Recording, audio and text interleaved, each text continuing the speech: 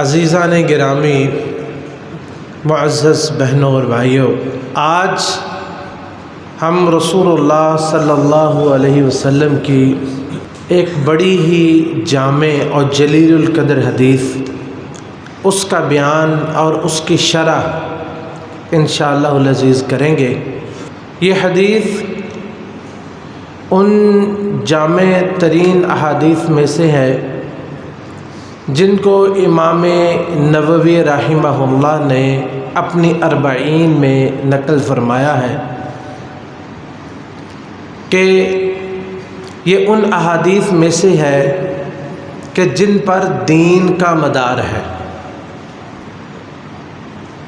یہ حدیث ابو الحوراء السعدی رحمہ اللہ حضرت حسن ابن علی ابن ابی طالب رضی اللہ تعالی عنہما سے روایت کرتے ہیں۔ ابو الحوراء پوچھتے ہیں حضرت حسن ابن علی رضی اللہ تعالی عنہما سے کہ ما حفظت من رسول اللہ صلی اللہ علیہ وسلم، کہ آپ نے رسول اللہ صلی اللہ علیہ وسلم سے کیا کچھ یاد کیا ہے، کچھ یاد ہے آپ کو نبی علیہ السلام سے کوئی بات؟ تو فرماتے ہیں کہ حفظت من رسول اللہ صلی اللہ علیہ وسلم دع ما یریبک الی ما لا یریبک۔ فرماتے ہیں کہ مجھے رسول اللہ صلی اللہ علیہ وسلم سے ایک یہ بات یاد ہے کہ آپ نے فرمایا تھا کہ دع ما یریبک، جو چیز تمہیں شک میں مبتلا کر دے اس کو چھوڑ دو، الی ما لا یریبک، اور اس چیز کو اختیار کر لو جس میں تمہیں شک نہ ہو۔ فإن الصدق طمأنینہ، بس بات یہ ہے کہ جو سچائی ہے، صدق ہے، اس میں اطمینان ہے، والکذب ریبہ، اور جھوٹ میں بے چینی ہے اور شک و شبہ ہے۔ یہ حدیث جامع ترمذی میں ہے اور امام ترمذی اور شیخ البانی رحمہم اللہ تعالی دونوں نے اس حدیث کو صحیح قرار دیا ہے۔ اس حدیث کے راوی حضرت حسن ابن علی رضی اللہ تعالی عنہما ہیں۔ آپ جانتے ہیں کہ حضرت حسن ابن علی رضی اللہ تعالی عنہ رسول اللہ صلی اللہ علیہ وسلم کے نواسے ہیں، یعنی آپ کی پیاری بیٹی فاطمہ الزہراء رضی اللہ تعالی عنہا ان کے بیٹے ہیں، اور حضرت حسن رضی اللہ تعالی عنہ سن 3 ہجری میں پیدا ہوئے اور رسول اللہ صلی اللہ علیہ وسلم کی وفات کے وقت آپ کی عمر 7 یا 8 سال تھی، صرف 7 یا 8 سال۔ اس لیے رسول اللہ صلی اللہ علیہ وسلم سے آپ نے بہت ہی کم روایات، جن کی تعداد تقریباً 12 یا 13 بنتی ہے، اتنی روایات انہوں نے رسول اللہ صلی اللہ علیہ وسلم سے نقل کی ہے۔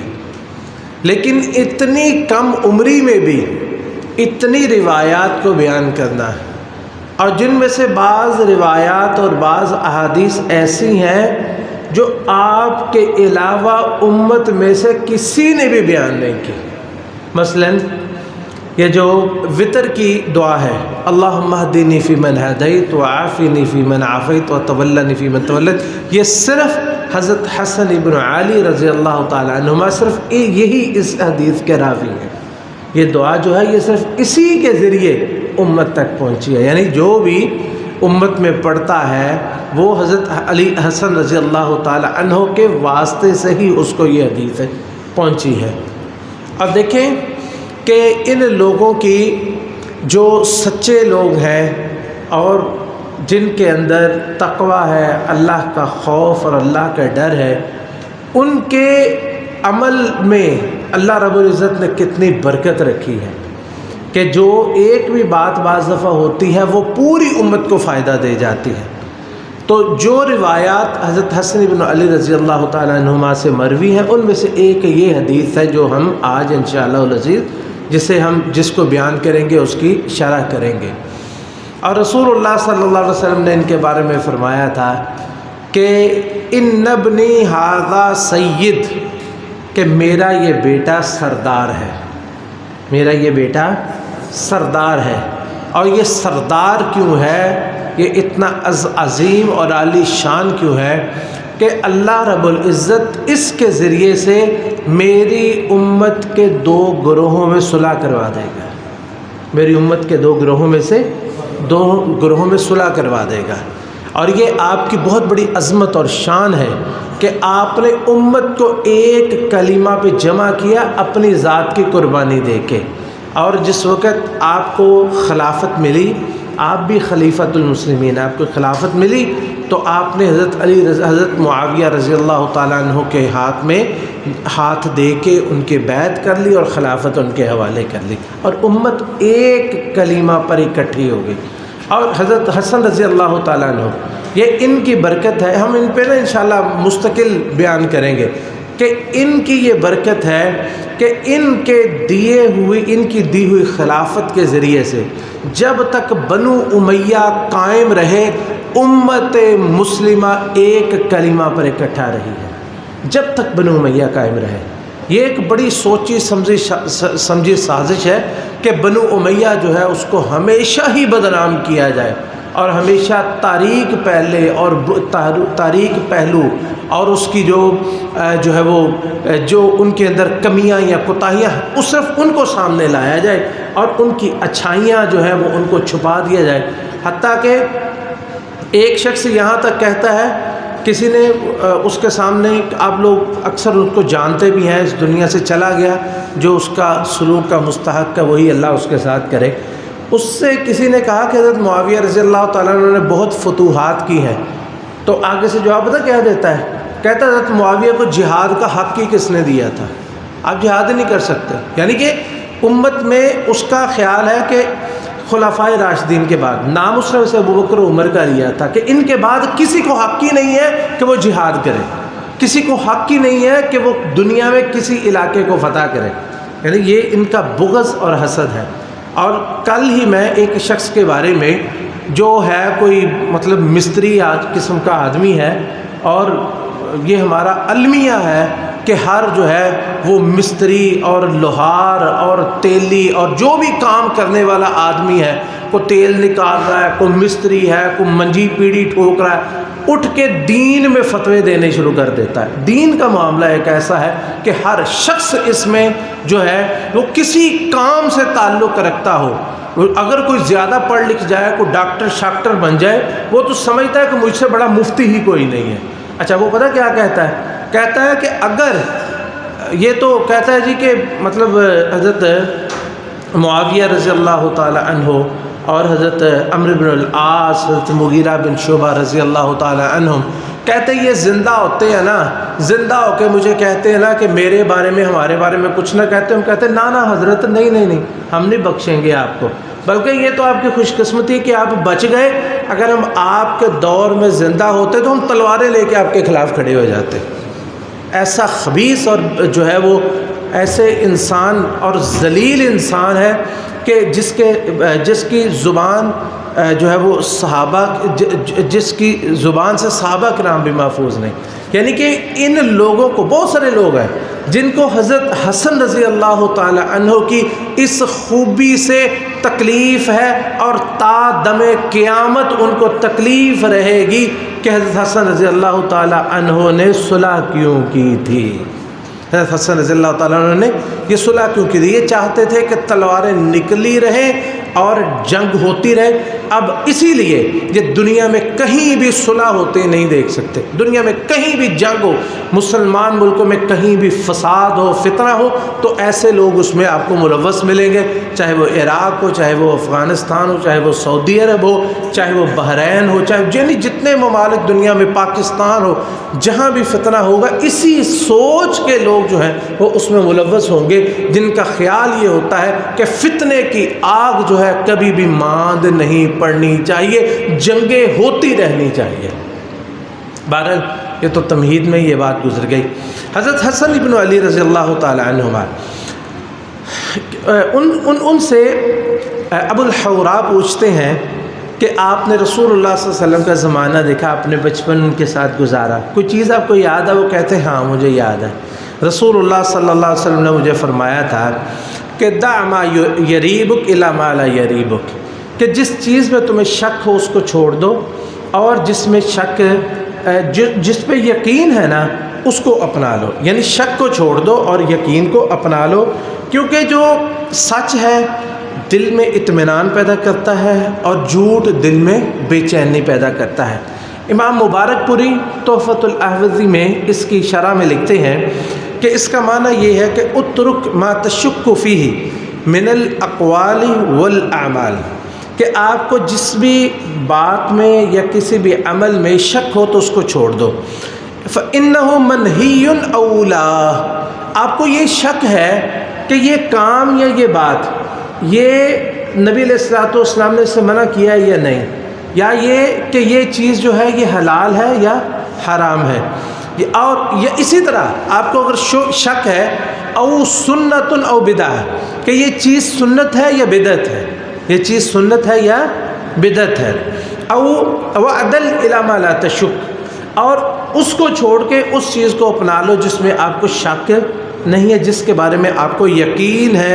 والمقصود ان یبنی المکلف امرہ علی الیقین، اور مقصد یہ ہے کہ جو مکلف ہے یعنی اللہ تعالیٰ نے جس کو شریعت کا پابند بنایا ہے وہ اپنے معاملات کو یقین کی بنیاد پر رکھے، اور وَيَكُونُ عَلَى بَصِيرَةٍ فِي دِينِهِ، دین کے معاملے میں اسے بالکل بصیرت ہونی چاہیے، شک و شبہ اس میں نہیں ہونا چاہیے۔ امام مناوی فیض القدیر میں اس کی شرح میں فرماتے ہیں اے اترک ما تشک فی کونہ حسنا او قبیحا، جس معاملے میں آپ کو شک ہو کہ یہ اچھا ہے یا برا تو اس کو چھوڑ دیجئے، او حلالا او حراما، جس کے بارے میں آپ کو شک ہے یہ حلال ہے یا حرام ہے تو اس کو چھوڑ دے، وعدل الی ما لا تشک فیہ، یعنی ما تیقنت حسنہ، اور اس چیز کو اپنا لیجئے جس کے بارے میں آپ کو یقین ہے کہ یہ چیز جو ہے یہ بالکل درست ہے۔ امام ابن رجب الحنبلی جامع العلوم والحکم اس میں اس کی شرح میں فرماتے ہیں کہ معنی ھذا الحدیث یرجع الی الوقوف عند الشبہات، اس حدیث کا مطلب یہ ہے کہ جہاں انسان کو شبہ ہو، شک ہو، تو وہاں پہ انسان رک جائے۔ فإن الحلال المحض لا يحصل لمؤمن في قلبه منه ریب، کیونکہ جو حلال ہے اس کے بارے میں مومن کے دل میں کوئی شک و شبہ نہیں ہوتا، بل تسکن الیہ النفس وتطمئن بہ القلب، بلکہ نفس اس سے مطمئن ہوتا ہے اور دل جو ہے اس پہ مطمئن ہوتا ہے۔ وَأَمَّا الْمُشْتَبَہَاتِ، اور جو شک و شبہ والی باتیں ہوتی ہیں تو دل میں اضطراب اور پریشانی جو ہے وہ اس کے بارے میں پیدا ہوتی ہے۔ تو یہی وہ چیز ہے جو رسول اللہ صلی اللہ علیہ وسلم نے ایک دوسری حدیث میں فرمائی۔ آپ نے فرمایا کہ البر حسن الخلق، آپ سے پوچھا گیا کہ نیکی کیا ہے اور گناہ کیا ہے، آپ نے فرمایا البر حسن الخلق، کہ جو نیکی ہے وہ اچھا اخلاق ہے، والاثم ما حاک فی صدرک، اور گناہ وہ ہے جو تیرے دل میں کھٹکے، وکرہت ان یطلع علیہ الناس، اور تو اس بات کو ناپسند کرے کہ کسی کو اس بات کا پتہ چلے، یعنی جس چیز کو تو چھپ کے کرتا ہے اور لوگوں کے سامنے نہیں کرنا چاہتا تو سمجھ لو وہ گناہ ہے، وکرہت ان یطلع علیہ، کہ لوگوں کو اس کا علم ہو۔ تو بہت ساری چیزیں ایسی ہوتی ہیں کہ انسان چھپ کے کرتا ہے، لیکن انسان اس بات سے خوف زدہ نہیں ہوتا۔ یہاں پہ کسی کے ذہن میں شبہ آ سکتا ہے، اس لیے میں تھوڑی سی اس کی وضاحت کر رہا ہوں۔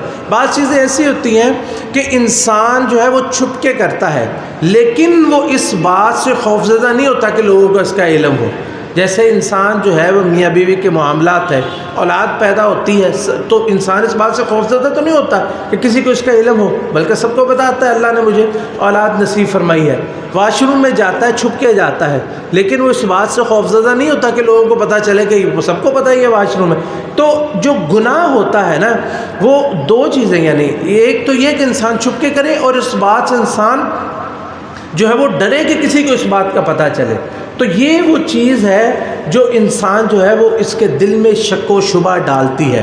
تو یہ تو کچھ تو یقین ہوتا ہے، جیسے رسول اللہ صلی اللہ علیہ وسلم نے فرمایا کہ الحلال بین والحرام بین، حلال بالکل واضح ہے اور حرام بالکل واضح ہے. یعنی قرآن و حدیث میں حلال کے بارے میں واضح احادیث آ گئی اور حرام کے بارے میں بھی واضح احادیث آ گئی. وَبَيْنَهُمَا أُمُورٌ مُشْتَبِهَاتٌ، اور اس کے درمیان میں کچھ ایسے معاملات ہیں جو شک و شبے والے ہیں. لا يطلع علیہ کثیر من الناس، اور بہت سارے لوگوں کو اس کے بارے میں علم نہیں ہوتا. تو نبی علیہ الصلوۃ والسلام نے فرمایا کہ جو شخص ان شک و شبہ والی چیزوں سے بچ گیا، اس شخص نے اپنی عزت بھی بچا لی اور اس نے اپنے دین کو بھی بچا لیا. اپنی عزت بھی بچا لی اور اپنے دین کو بھی بچا لیا. تو اس لیے جو ہے وہ انسان کو شک و شبہ جو ہے وہ اس سے بچنا چاہیے. جو مشکوک چیزیں ہیں اس سے انسان کو بچنا چاہیے اور جو یقین ہے اس کو اپنا لینا چاہیے. اور اس کی یہ دنیا کے اس کو ہم مثالوں کے ذریعے یا پوری وضاحت ہم نہیں کر سکتے، کیونکہ انسان کو روزانہ ایسے معاملات پیش آتے ہیں کہ جس میں اسے شک و شبہ والی چیزیں ہوتی ہیں اور یقین والی ہوتی ہیں. تو یہ نئی چیزیں جو ہے وہ پیدا ہوتی ہیں، نئے معاملات آتے ہیں. اس لیے ایک اصول بتلا دیا گیا اور اس کے تحت پوری زندگی میں جو بھی معاملات ہوں انسان کو اس میں دیکھ لینا چاہیے. لیکن شریعت سے کچھ مثالیں ہم آپ کے سامنے رکھتے ہیں. مثال کے طور پر نبی کریم صلی اللہ علیہ وسلم نے ارشاد فرمایا کہ ایک شخص جو ہے لیکن یہ یہاں پر یاد رکھیں کہ یہ معاملہ جو ہے وہ انسان کو وسوسے میں نہیں پڑنا چاہیے. اس کا مطلب یہ نہیں کہ انسان ہر معاملے میں وسوسے میں پڑ جائے. اس کی وضاحت میں ہم انشاءاللہ مزید کرتے ہیں. اس کی مثال ہم دینے لگے تو مثال کے طور پر رسول اللہ صلی اللہ علیہ وسلم نے فرمایا کہ ایک شخص نماز پڑھ رہا ہے اور نماز میں اس کو شک ہوا کہ اس کی ہوا خارج ہوئی ہے اور اس کا وضو ٹوٹ گیا ہے. اچھا اب دیکھیں تو وہ کیا کرے؟ اب دیکھیں کیا وہ وضو جو ہے وہ یقین حاصل کرنے کے لیے دوبارہ نماز چھوڑ کے وضو کرے یا اپنی نماز پہ قائم رہے؟ کیا کرنا چاہیے اسے؟ اس کو یہ چاہیے جی دوبارہ وضو کرے، جاری رکھے. یہاں یہ بات کی یاد رکھیں. اب دیکھیں یہاں پر یقین کیا ہے؟ اب یہاں پہ یقین یہ ہے کہ اس نے وضو کیا تھا. یقین کیا تھا؟ کہ اس نے وضو کیا تھا. شک کیا ہے؟ کہ وضو ٹوٹ گیا ہے. تو کس کو اپنانا چاہیے اور کس کو چھوڑنا چاہیے؟ جی وضو جو کیا وہ یقین ہے اور وضو ٹوٹنے کا شک ہے. شک کو چھوڑ دیجیے اور یقین کو اپنا لیجیے. سمجھے؟ اور یہ ہر جگہ پہ ایسا نہیں ہے. ایک اور مثال، ایک شخص ہے اس کا وضو ٹوٹ گیا ہے، اس کو پکا پتہ ہے کہ میرا وضو نہیں ہے. اچھا اب اس کو شک ہے کہ اس نے وضو کیا ہے یا نہیں کیا. اب اس کو شک ہے کہ اس نے وضو کیا ہے یا نہیں کیا. تو یہاں یقین کیا ہے؟ کہ وضو ٹوٹنے کا یقین ہے، وضو کرنے کا شک ہے. تو کس کو اپنائے گا؟ یقین کو اپنائے گا اور وضو کرے گا. دیکھیں نا دونوں چیزوں میں فرق ہے. یعنی کہ یقین کہاں پہ ہے؟ یہ نہیں کہ انسان ہر دفعہ منفی پہلو ہی لینا ہے. یہ بات بھی یاد رکھے کہ ہر جگہ پہ منفی پہلو نہیں لینا، بلکہ یقین یہ دیکھنا ہے کہ کون سا ہے اور شک کون سا ہے. اسی طرح ایک بندہ ہے وہ نماز پڑھ رہا ہے، اب اس کو شک پڑ گیا کہ میری نماز میں کتنی رکعتیں ہوئی ہیں. اب وہ شک اتنا قوی ہے کہ اس کو جو ہے نا وہ فیصلہ نہیں کر پا رہا. تو وہ کیا کرے؟ یقین کیا ہے؟ یقین کیا ہے؟ 3 رکھتے ہیں اور 4 رکھتے ہیں. یقین کن پر ہے؟ 3 پر اس کو یقین ہے، 4تھی پر شک ہے. تو کیا کرے گا؟ یقین پر بنیاد رکھے گا اور 1 رکعت اور پڑھے گا.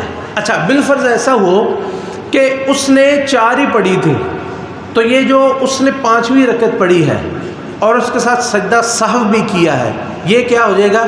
یہ ترغیماً للشیطان ہو جائے گا. یہ شیطان کو ذلیل کرنے والی بات ہو جائے گی. شیطان نے آپ کی نماز میں خلل ڈال دیا، آپ کی 4 رکعتیں فرض ہو جائیں گی، 2 اس کے ساتھ نفل ہو جائیں گے۔ 4 رکعتیں فرض ہو جائیں گی، 2 اس کے ساتھ نفل ہو جائیں گے۔ کیوں؟ ایک زائد آپ نے پڑھ لی اور دوسرا آپ نے سجدہ سہو کیا، وہ بھی اس کے ساتھ مل کے 2 آپ کے نفل شمار ہو جائیں گے۔ اور شیطان اور ذلیل ہو گیا، اس نے آپ کی نماز خراب کرنی چاہیے، آپ کی نماز اور پکی ہو گئی۔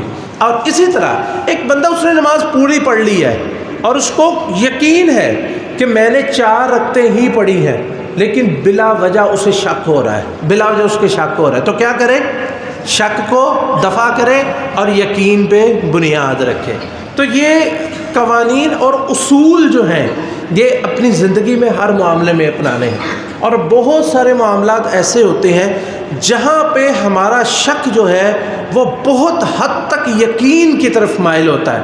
مثال کے طور پر ہمارے جو معاملات ہیں بینکوں کے ساتھ، بہت سارے بھائی سوال کرتے ہیں کہ جناب یہ بینک جو ہے وہ اسلامی بینک مثلا جنہوں نے اپنا نام اسلامی رکھا ہوا ہے، اسلامی برانچ، اسلامی بینک، وہ قرض دیتے ہیں اور پھر وہ جو ہے وہ کار کے لیے مثلا کار فنانسنگ اسکیم ہے، ان کی ہاؤس فنانسنگ اسکیم ہے، تو وہ اس پہ نا سود نہیں لیتے، اس پہ وہ سود نہیں لیتے، وہ طے کرتے ہیں کہ جی آپ نے ایسے کرنا اور ایسے، تو مطلب بڑے لمبا چوڑا وہ آپ کو ایسی جسے جو ہے نا وہ چکروں میں ڈالتے ہیں کہ انسان شک و شبہ پڑ جاتا ہے۔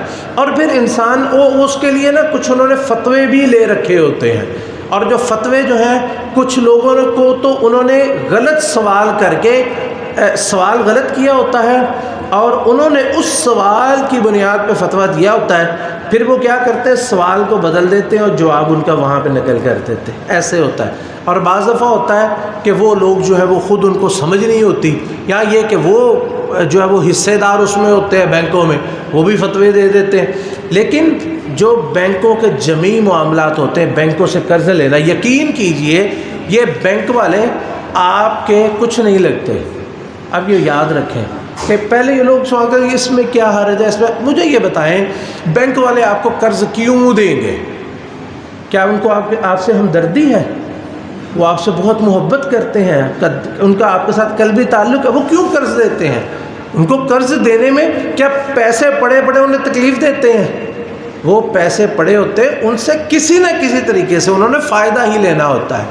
اور کل قرض یجلب منفعۃ فہو ربا، کوئی بھی قرض جو ہے ایک قانون ہے، اصول ہے، ہر وہ جو قرض جس کے ذریعے سے کوئی فائدہ آتا ہو وہ سود ہے۔ ایک قانون بنا دیا گیا ہے، علماء نے ایک اصول بنا دیا ہے کہ ہر وہ جو ہے وہ قرض اس کے ساتھ جو فائدہ کوئی ملے کسی کو تو وہ سود ہے۔ تو یہ بات یاد رکھیں کہ بینکوں کے جمعی معاملات جتنے یہ قرض دیتے ہیں، وہ گاڑی کے لیے دیتے ہیں، وہ گھر کے لیے دیتے ہیں، ان معاملات پہ بڑی تحقیق ہونے کے بعد جو ہے رزلٹ یہ سامنے آیا کہ اس میں کہیں نہ کہیں سے قرض انوالو ہوتا ہے، اس میں کہیں نہ کہیں سود انوالو ہوتا ہے، سود کے بغیر جو ہے یہ کام نہیں کرتے۔ تو ایسے معاملات جو ہیں ان کو بلا وجہ آپ کیوں اپنانا ہے؟ اس میں یقین کیا ہے؟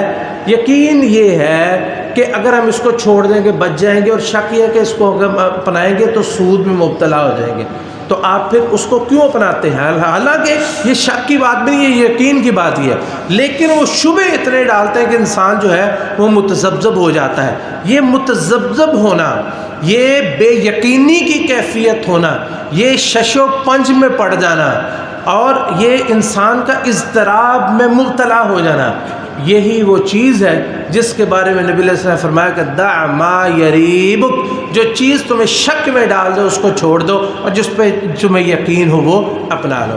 اسی طرح عبادات کے بہت سارے معاملات ہیں، بہت سارے ابواب عبادات کے ایسے ہیں کہ جس میں جو ہے وہ ہمیشہ سے جھگڑا ہی رہتا ہے، یہ سنت سے ثابت ہے یا نہیں ثابت۔ یہ دیکھیں ابھی یہ معاملات آتے ہیں، مثلا پیدائش کا دن منانا، چاہے وہ کسی جو ہے وہ ہمارا ہو یا کسی بڑے آدمی کا ہو، ہمارے والدین کا ہو، چاہے وہ اولیاء کا ہو، چاہے وہ انبیاء کا ہو، پیدائش کا دن منانا، ہمیں تو یقین ہے کہ نبی علیہ الصلوۃ والسلام اور صحابہ نے، اگر کسی کو اس پہ شک و شبہ ہے اور وہ سنتا ہے کہ جی اس پورے امت کا شدید اختلاف ہے، تو اس کو سوچنا چاہیے کہ اس کی حلت و حرمت میں اختلاف ہے۔ کیا اگر ہم مثال کے طور پر ایک چیز ہے میلاد منانا، سوال یہ ہے، اب ایک بندہ سوچے اس میں کہ کیا اگر ہم اسے چھوڑ دیں ہم گناہ میں مبتلا ہوں گے؟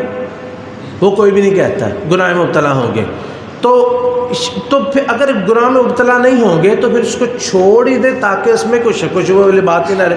اسی طرح بہت سارے عبادات ایسی، مثلا درود شریف، رسول اللہ صلی اللہ علیہ وسلم اللہ رب العزت نے ہمیں حکم دیا ہے کہ یا ایھا الذین آمنوا صلوا علیہ وسلموا تسلیما، آپ پر صلاۃ و سلام بھیجو۔ اب رسول اللہ صلی اللہ علیہ وسلم سے پوچھا گیا کہ کیف نصلی علیکم اہل البیت، اے اللہ کے رسول آپ پر اور آپ کے اہل بیت پر ہم درود کیسے بھیجیں؟ تو رسول اللہ صلی اللہ علیہ وسلم نے فرمایا کہ قولوا اللہم صلی علی محمد وعلی آل محمد، یہ درود ابراہیمی، اس کے مختلف صیغے ہیں اور سارے درست ہیں۔ یہ آپ نے صیغے آپ نے بیان فرمائے کہ مجھ پر درود اس طرح بھیجو، مجھ پر درود اس طرح بھیجو، تو یہ بات یقینی ہے کہ نہیں؟ یہ بات یقین۔ دوسری طرف ایک درود ہے جو آج سے 50 سال یا 100 سال پہلے کسی نے بنایا، اور وہی درود اپنایا جائے اور سنت والے رسول اللہ صلی اللہ علیہ وسلم کے بنائے ہوئے درود کو چھوڑ کے اس کو اپنا لیا جائے۔ آپ اس بات کو چھوڑیں کہ ہم اسے کیا کہتے ہیں، لیکن خود آپ یہ سوچیں کہ کیا، اب سوال یہ ہے کہ رسول اللہ صلی اللہ علیہ وسلم کے بتائے ہوئے درود پہ عمل کرنے پہ اجر یقینی ہے کہ نہیں؟ یہ کیا ہے؟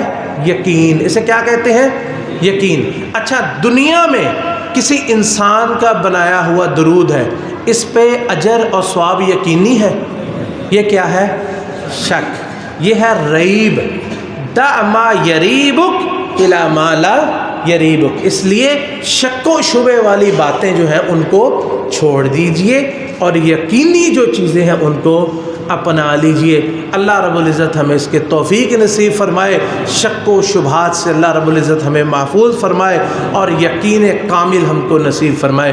اللہ کے نام پہ ذبح کیا تھا کہ نہیں، پتہ نہیں یہ زندہ تھا کہ مردہ تھا، پتہ نہیں ہمیں کیسے کھلا رہا ہے، تو یہاں پہ شک و شبے میں نہیں پڑنا، کیونکہ اچھا گمان یہ ہے کہ ایک مسلمان ملک ہے اور یہاں پہ قوانین نافذ ہیں، اور ٹھیک ہے جرائم بھی ہوتے ہیں، اور جو ہے وہ عموماً یہی ہے کہ ذبح کیا جاتا ہے، اللہ کے نام پہ ذبح کیا جاتا ہے اور وہ حلال ہوتا ہے، اس کو کھانے میں کسی قسم کا تردد نہ کریں، کسی قسم کا تردد نہ کریں۔ مرغی لے آئیں، گوشت لے آئیں، کوئی بھی چیز جو ہے وہ لے آئیں، آپ نے ایک مسلمان ملک سے خریدا ہے تو وہاں پہ وہم میں مبتلا نہیں ہونا۔ اچھا، دوسری طرف ایسا ہی معاملہ ہے، ایک گوشت ہے وہ ایک کافر ملک سے آتا ہے، کافر ملک سے آتا ہے، مثلا یورپ سے آتا ہے، امریکہ سے آتا ہے، سوئٹزرلینڈ، کسی بھی ملک سے آتا ہے، تو وہاں غالب یہ ہے کہ وہ حرام ہوتا ہے، ان کا ذبیحہ اسلامی نہیں ہوتا، لہٰذا وہاں پہ یقین یہ ہے کہ یہ حلال نہیں ہے، الا یہ کہ وہ کسی اسلامی تنظیم کی طرف سے وہ حلال کا سرٹیفکیٹ پیش کریں کہ یہ ہماری نگرانی میں حلال طریقے سے ذبح ہوا ہے، تو پھر جو ہے آپ اس کو کھائیں۔ یعنی بات ایک ہی ہے، گوشت ہے یہاں سے خریدا اور وہاں سے خریدا، لیکن فرق کیا ہے؟ آپ نے اس بات میں فرق کرنا ہے کہ حلال کون سا ہے اور حرام کون سا ہے، اور بلا وجہ بال کی کھال نہیں اتارنی چاہیے، بلا وجہ بال کی کھال نہیں اتارنی چاہیے جس میں تمام معاملات معلوم ہوتے ہیں۔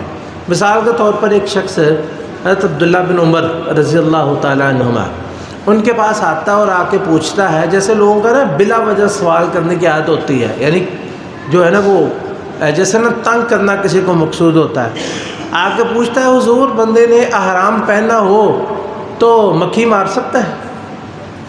احرام پہنا ہو تو مکھی مار سکتا ہے؟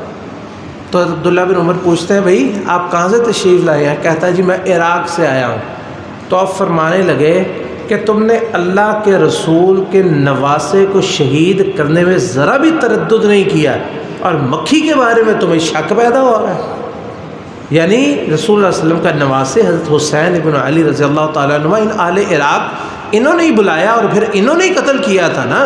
یہ تو اسلامی تاریخ میں واضح، اب جو بھی کوئی کہتا پھرے، انہوں نے بلایا اور انہوں نے ہی شہید کیا. اور فرماتے ہیں کہ تمہیں وہاں پہ کوئی شک نہیں ہوا، جو یقین تھا کہ یہ حرام کر رہے ہو اور ظلم کر رہے ہو، ظلم عظیم کر رہے ہو، وہاں شک نہیں ہوا. اور مکھی کے بارے میں تمہیں شک پیدا ہو رہا ہے کہ مکھی کو مارنا جائز ہے کہ نہیں جائز ہے. تو یہ بلا وجہ جو ہے یہ وہم میں نہیں پڑنا چاہیے.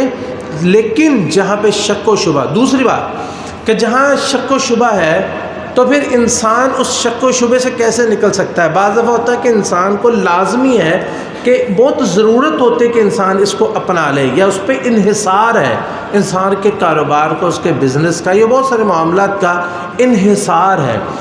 اب وہ صرف شک کی بنیاد پر اگر چھوڑ دے تو اس کا بڑا نقصان ہو سکتا ہے. اس سلسلے میں کیا کرنا چاہیے؟ بہت آسان حل ہے. فَاسْأَلُوا أَهْلَ الذِّكْرِ إِن كُنتُمْ لَا تَعْلَمُونَ. تو پھر علماء کے سامنے اس معاملے کو رکھنا چاہیے، وہ آپ کو اس کا حل بتائیں گے کہ یہ جائز ہے یا نہیں جائز. آپ کے تردد کو وہ یقین میں بدل دیں گے. یعنی کوئی بھی یقین، چاہے حلال کا یقین ہو یا حرام کا یقین ہو، آپ کے تردد کو علماء کرام جو ہے، وہ اہل دین جو ہے، جو دین کا علم رکھنے والے، وہ اس تردد کو یقین میں بدل دیں گے اور آپ کو شک و شبہ سے نکال دیں گے. اللہ رب العزت ہمیں عمل کی توفیق نصیب فرمائے. بیماروں کے لیے دعا کریں، اللہ رب العزت تمام بیماروں کو صحت تندرستی عطا فرمائے. اور جو لوگ اس دنیا سے چلے گئے ہیں، بہت سارے اعزاء و اقارب، دوست احباب، اللہ رب العزت ہمارے بھائی عبد الخالق صاحب جو ہے، آج ان کے ماموں، ان کا انتقال ہو گیا، وہ اسی جنازے میں گئے ہوئے ہیں. اور اسی طرح ہمارے ایک دوست جو ہے وہ عثمان مربے والے، حاجی یوسف مربے والے، ان کے بیٹے عثمان پچھلے دنوں جو ہے وہ ان کا بھی انتقال ہو گیا. بالکل عید سے ایک دن پہلے عید الاضحیٰ، اس دن ان کا جنازہ تھا. ہمارے توحیدی بھائی تھے، ہمارے ساتھی تھے، اور بھی بہت سارے لوگ جو اس دنیا سے چلے گئے. ہم سب کے لیے دعا گو ہیں. اللہ رب العزت سب کی مغفرت فرمائے، سب کے درجات کو بلند فرمائے، سب کی حسنات کو قبول فرمائے، سب کے سیئات کو اللہ معاف فرمائے. ہمیں بھی اللہ رب العزت نیکیوں کی توفیق نصیب فرمائے، ہمیں بھی برائیوں سے محفوظ رکھے، ہمیں ہدایت نصیب فرمائے، ہماری اولادوں کو ہدایت نصیب فرمائے. اللہ ہماری حفاظت فرما، ہمارے ملک پاکستان کی حفاظت فرما، ہر نیکی میں سے ہم کو حصہ نصیب فرما، ہر برائی سے ہم سب کو محفوظ فرما. اللہم صلی علی محمد وعلی آل محمد کما صلیت علی ابراہیم وعلی آل ابراہیم انک حمید مجید. اللہم بارک علی محمد وعلی آل محمد کما بارکت علی ابراہیم وعلی آل ابراہیم انک حمید مجید.